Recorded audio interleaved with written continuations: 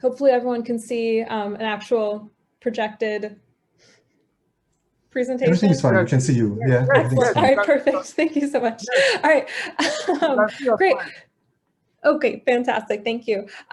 So today I'm going to talk about greenhouse gas emissions from construction materials. I will do a little bit of a focus on the production of cement and concrete, since it sounded like a good chunk of this audience was interested in that particular area. But hopefully I'll give a bit of context to how we can perform improved life cycle engineering for all classes of construction materials and why we're concerned about them, and maybe give a little bit of context to your own research and perhaps a little excitement on areas that you can move forward in, or that I can move forward in.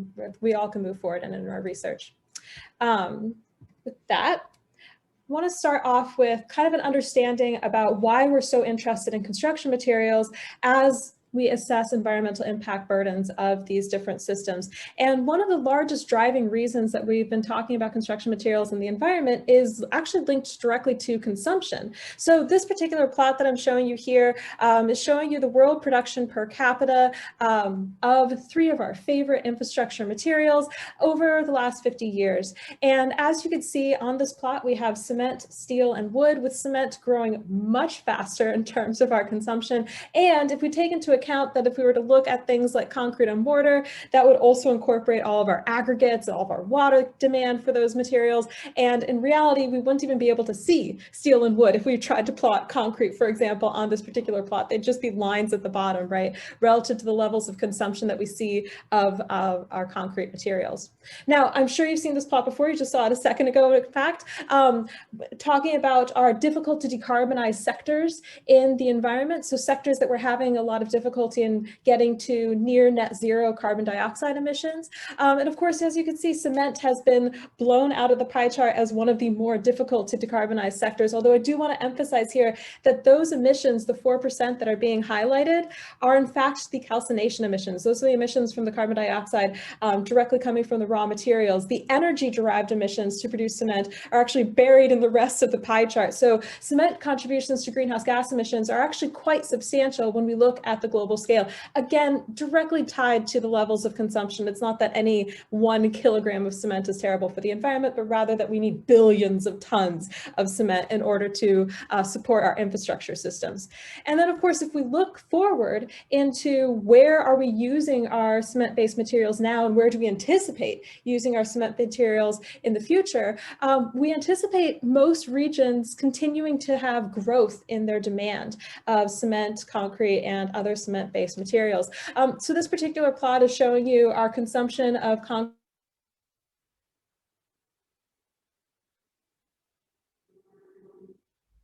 every day. So I don't stand by these, and I don't believe that in 2050 these will be the exact numbers, but they do start to give you a sense of where do we anticipate seeing some of our growth in cement demand and concrete demand as we move forward. Now, in reality, our infrastructure materials are quite complex systems. We often think of them in terms of providing structures and services. So we actually need these materials to function, and typically need them to function for a long period of time. But in order to get those materials, we have high levels of resource consumption because we have high levels of material demand. We have energy inputs that are necessary. The structures and services that we end up using those materials in have additional energy inputs, and those structures and services support our ability to get energy to our different systems, right? We need our structures and services to support the infrastructure of our energy systems. But then, of course, if we start to expand that out and think about the other life cycle environmental impacts, we actually start to see that there's a huge flow of waste associated with the production of our materials. There's a lot of greenhouse gas emissions, which we discussed just a second ago. There's air pollutant emissions associated a lot with our energy demand, but also a little bit with the particulate matter that gets emitted from some of the processes that have to be performed. And then if we think about what those environmental impacts mean, we could actually see that those link to other resource consumption demands as well as some human health burdens. So oftentimes when we look at things like our energy systems or even the production of materials like concrete, we end up seeing a certain amount of water consumption necessary to perform certain processes, as well as in concrete, as you know, it's a constituent.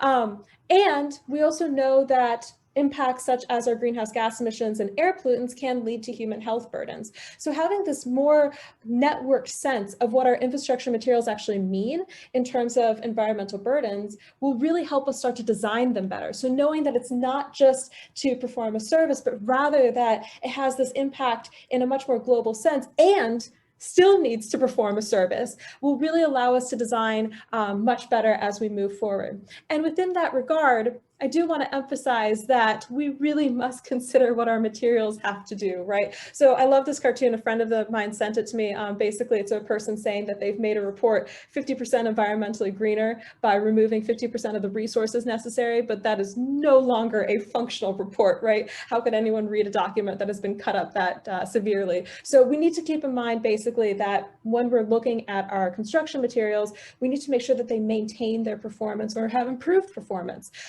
Rather than just looking at environmental burdens, because there's a chance that we could have counterproductive design measures if we focus only on one aspect. And specifically with our construction materials, we oftentimes are concerned about the longevity of that service and prolonged safety at later times in their use. These particular diagrams that I'm showing you here are based on US consumption because I had access to the US data, where on one side we have our in-stock cement consumption by sector. That's the more rainbow colored diagram, where we actually see that over time, as we have continued cement production, continued cement consumption, we actually continue to build up our in-stock use of cement because those structures last for a pretty long period of time. And the little pie chart on the top is basically showing you every year we produce about 80 tons of cement or 1 million tons of cement in the US. Those are the sectors that those cement is going to in this particular country. And then on the other side, I'm showing you the approximate residence time of our buildings. And as you can see, we're designing at stages that mean that we would need our materials to stay in service for 50, 100 years. So having a sense of that performance aspect, again, can start to drive our environmental focused designs. So with that, I want to kind of give a little bit of context to the areas that we oftentimes see mitigation strategies, environmental impact mitigation strategies being discussed. Oftentimes we see them discussed at the manufacturing level. So what levels of efficiency measures can we introduce? Can we use alternative fuels? That's often a discussion that we'll end up seeing in order to start to drive down our greenhouse gases. In reality, we could also discuss them at the material level. So how can we improve our concrete mixture designs if we're focusing on concrete as an example, or multi-material systems? What's the best level of reinforcement relative to concrete in order to lower environmental impacts? That also could then build into our design and use stage levels. So how do we make sure that we have an efficient design structure? How do we make sure that we've designed it for an appropriate lifespan, right? We don't want to take a material out of service too soon because then we may have over-designed for that particular application. At the same time, if it's no longer functional, we do need to make sure that we are still supporting our societal requirements. And then, of course, what can we do at the end of life for these materials in order to start to pull back on some of our environmental burdens? So with that, I kind of wanted to break this down into a couple of the strategies that we see at each of these stages, as well as how they start to play into one another. Particularly, do we see co-benefits between strategies, or do we end up seeing some strategies kind of counteracting one another? So at the material level, oftentimes you might come across, environmental impact assessments, life cycle impact assessments that are basically drawing a scope around a certain analysis and quantifying all the raw materials that are necessary for that particular scope of assessment. Are there any recycled materials that could be used? What's the energy demand that's necessary? What are the impacts associated with this particular stage? Greenhouse gas emissions, air pollutant emissions, water demand, etc. And we end up seeing that those are getting drawn at particular boundaries. The two that I've highlighted here are basically the assessment of the production of cement, just using that as an example, as well as the production of cement-based materials. And you can see those with the little dashed lines as the case A and case B.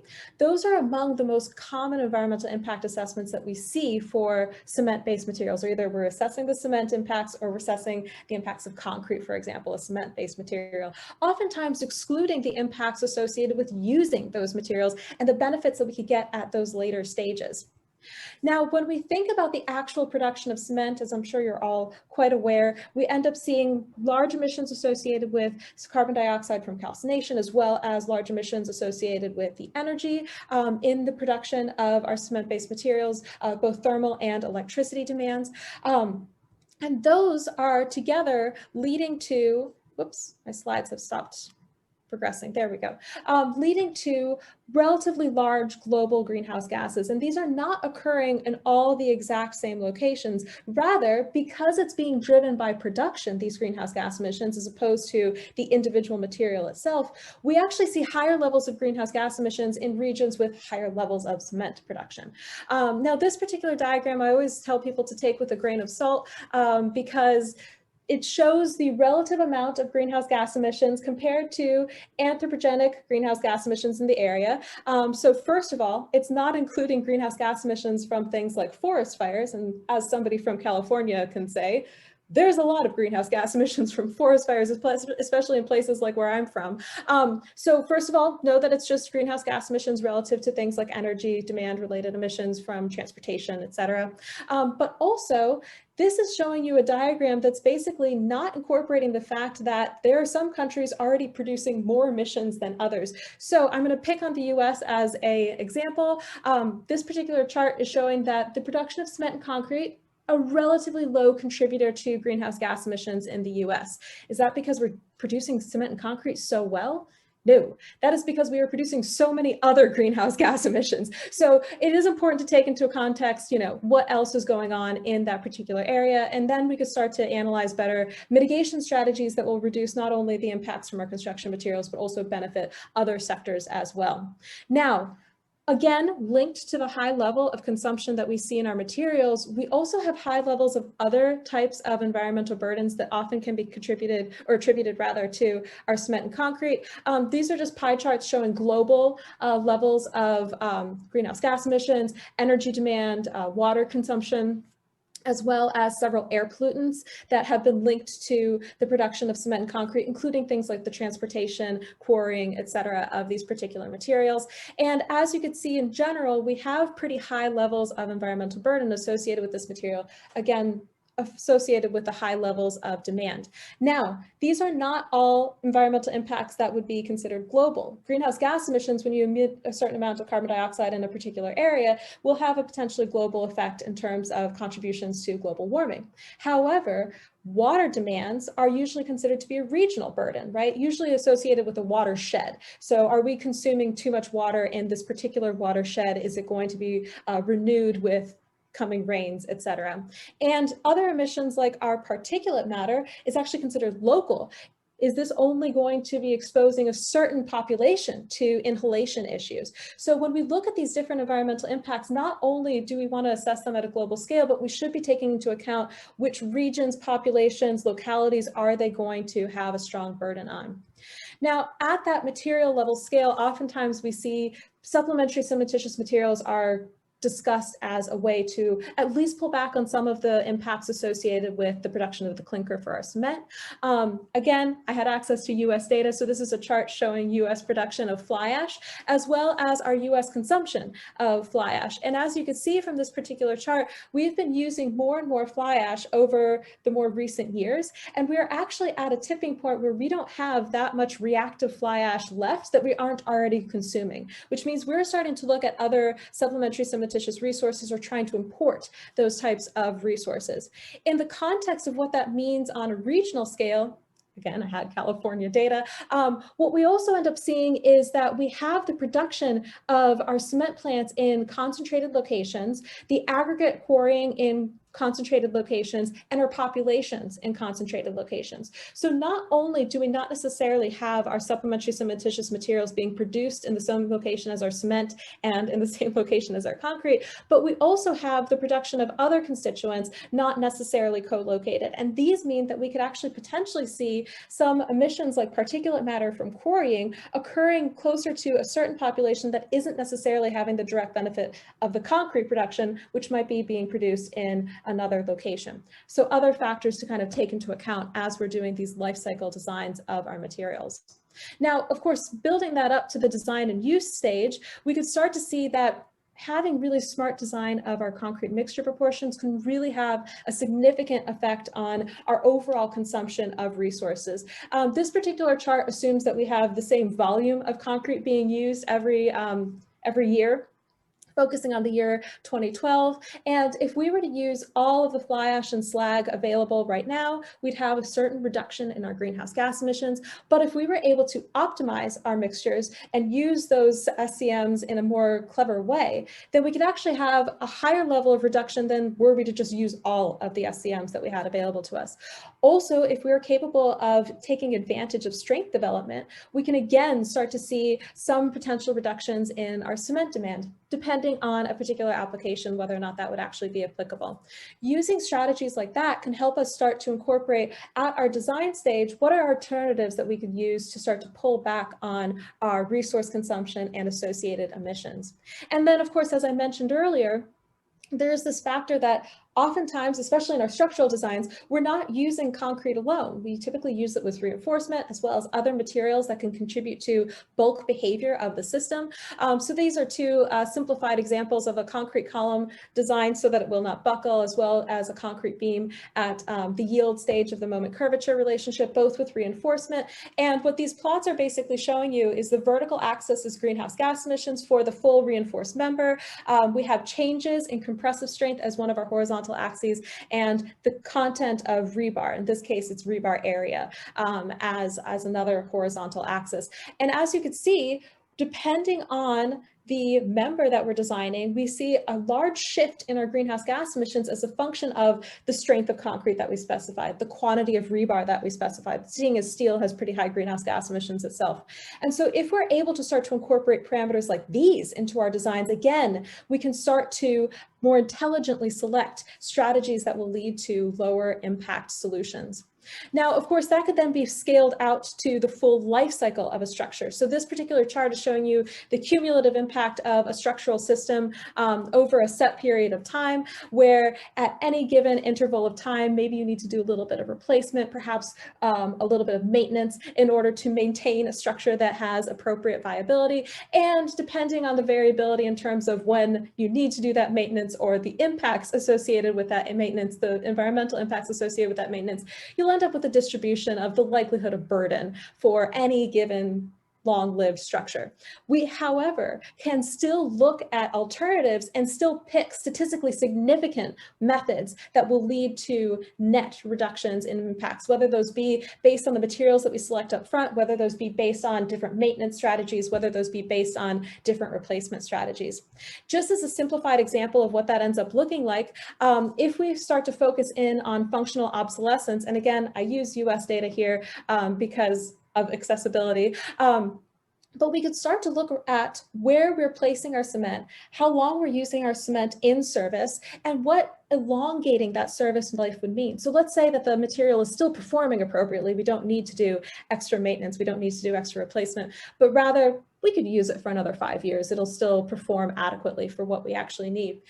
Under scenarios like that, if we are able to elongate our functional service of a structure such that we don't need new cement or other construction materials to replace that structure, we can actually start to see significant environmental benefits. So what I'm showing you here is the potential reduction in cement demand associated with increased longevity for several key sectors of our cement consumption in the US. And you can see that together, if we're able to increase the longevity of our structures, we could have over 10% reduction in greenhouse gas emissions, assuming we don't have to replace that cement with more cement, right? Now, of course, there are strategies that occur at the end of life too, and some of these are getting quite exciting, so I'm happy to discuss these more, or any of the others more for that matter. But oftentimes what we end up thinking about with our concrete structures is the fact that they're not as easy to recycle as some of our other materials, right? We know that our alloys are relatively easy to recycle. Our plastics are hit or miss. I mean, technically they're easy to recycle, but we're not great at recycling them. But however, with our cement and concrete materials, we have some more difficulty in finding ways to really close the material loop in terms of our consumption of those resources. So oftentimes we end up discussing things like potentially landfilling those concrete resources.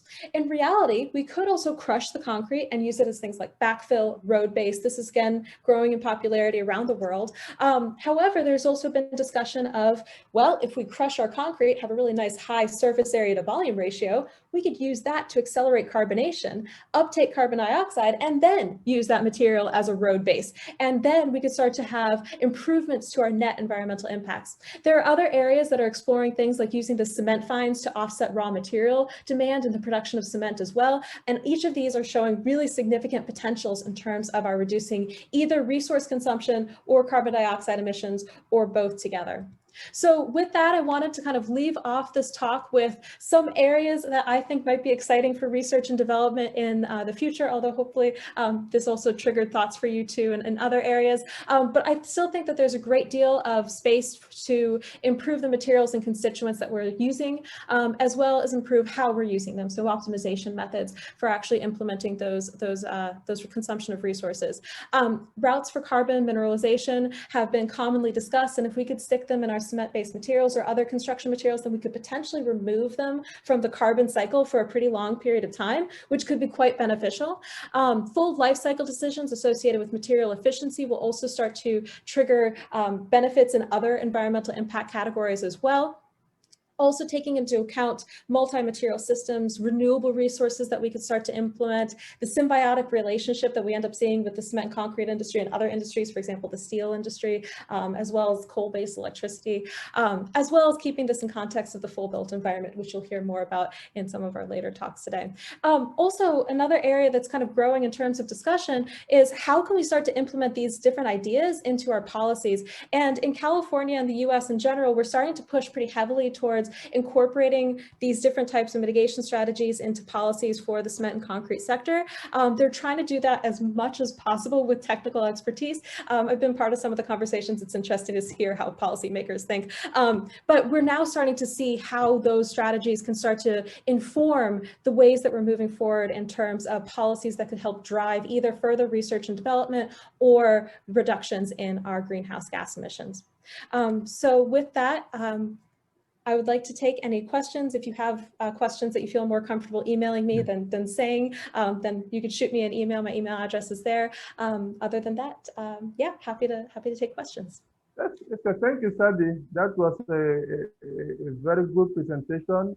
Your presentation I've seen is already attracting a lot of interest. You have a couple of questions here. So that was a very beautiful presentation and it's a thought-provoking one. Yes, I have a question from here. The assessment of environmental burdens seems to be extremely challenging today, but more and more materials with unknown specification will come up. We struggle with understanding our materials from the past. How can we undo the yet unknown materials? How can we undo I'm so sorry, I actually missed the very end of it. Yes, how can we, and we struggle with understanding our materials from the past. How can we undo the yet unknown materials? Oh my gosh. That's such a good question. I wish I had a brilliant answer that went along with that brilliant question. In reality, there's this potential that we could start to create these new materials that have either improved performance or that have aspects associated with them that we're not quite familiar with yet. We've actually seen that to a large extent, those have been not as easily adopted, especially in countries like the US. So from the perspective of what can come in the future, in terms of how we could use that as a breakthrough method for reducing greenhouse gas emissions, I am not entirely sure because it's going to have to do a lot with how willing people are to adopt those new materials. And then, of course, keeping in mind linking those aspects with performance, I think that there's going to have to be potentially validation at different scales. So perhaps validation at the minor concrete or the precast scale before we scale up to production at full. That's been discussed a great deal, but yeah, I wish I knew how we could best approach unknown materials. I am open to discussing that more, though, if anyone else has insights. Okay, thank you so much. Yes, there is another question here. We have some preamble about some structures that have been built in Europe for, say, 100 years lifetime, and they can be given another 20 years because in the time of construction, They were over-designed with a lot of redundancy. Is there a way of including portion like unexpected lifetime increase into the environmental assessment of construction and materials?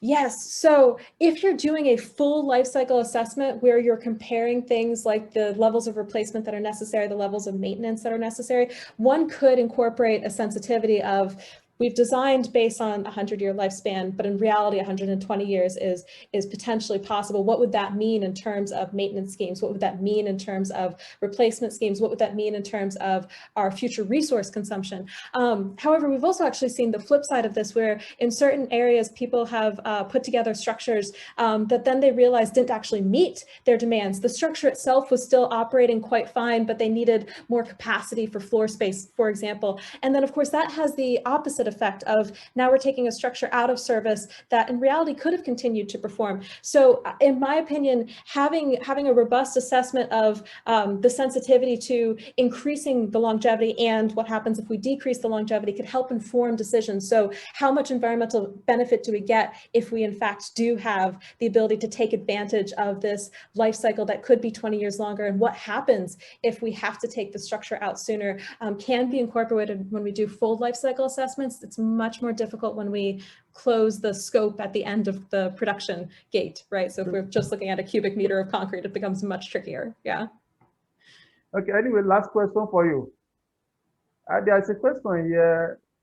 California has lots of natural pozzolanic materials. Are they being used? So we have a lot of the natural pozzolans. We actually also have the ability to produce calcined clays. They have not been as easily adapted into our production of our cement-based materials at the moment. Right now, we're using predominantly fly ash and slag, despite our diatomaceous earth, despite the tuff that we have available to us. But the issue is not that we don't know of the availability, but rather there's been a lot of hesitancy that we'll be able to get the right performance out of those materials. And I personally don't have this hesitancy, but if you talk to the concrete manufacturers, they've been quite concerned that there's higher levels of variability and they're unwilling to really start to push into those areas unless they're being told to. So unless they're being told this will reduce greenhouse gas emissions and we need to reduce greenhouse gas emissions, use that material, they've been kind of hesitant to move into that area. Another kind of interesting aspect that hopefully policy will help support the acceptance of materials that we have access to. Yeah. So, okay, anyway, just a quick one, very quick one. Is there any much study on those natural pozzolanic materials to be able to determine the exact properties of the pozzolanic materials, those natural ones that you have in California? I'm sorry, say that one more time. My internet just kind of. Yeah, yes. So, yes, I'm asking whether there have been a study on the characterization of the pozzolanic, that natural pozzolanic material in California, to be able to determine or predict the properties. Has there been any study on this? Yes, there's been a lot of academic research on the reactivity of those materials, on the variability of those materials, and those studies have shown that they are viable constituents. Professor Montiero's group out in UC Berkeley has been doing a good amount of work in that area, as well as many others in California. And it's been shown that these materials are really viable supplementary cementitious constituents. But in terms of the willingness for concrete manufacturers to actually incorporate them, there's been a lot of pushback. And I really do think that it's being driven in part by their perception of what would be a capital benefit to them, of what would be a financial benefit to them. So they see, I have to put in an extra silo. I don't know what market is actually going to take it because it could be a different, constituent property than the fly ash that I already know I have a market for. But in reality, we know it's reactive. We know we have access to it. So I think that these are kind of smaller barriers that can be overcome, but do need an outside perspective to help push through. That's an opinion, though. There's a chance there's something else slowing it down that I'm unaware of. Sabbie,